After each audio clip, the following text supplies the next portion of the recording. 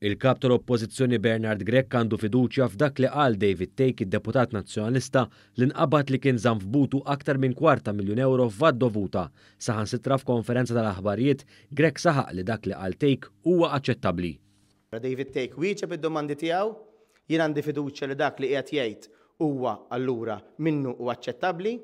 Waqt il-konferenza tal-aħbarijiet lil Bernard Grech staqsejnieh jekk mhux se jneħħi lil Take mill-Grupp Parlamentari Nazzjonalista.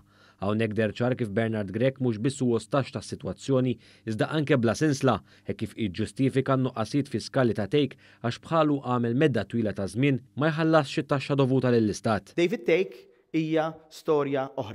B'reazzjoni għal ħajt ta' Ken li offra Grech lil Take li ma kienx ħallas iżjed minn €270,000 vat ta' kumpanija li huwa l-uniku shareholder fuqha, li Partit Laburista fi stqarrija tenna li l-kap tal-Oppożizzjoni jista' jitkellem kemm rid fuq il-governanza madankollu mbagħad meta jiġi mistoqsi fuq min ma jħallasx it-taxxa jispiċċa jiġġustifika. Dan għaliex għandu problema ta' kredibilità minħabba li d-dnub tiegħu huwa bħal nuqqas ta' min poġġih kap.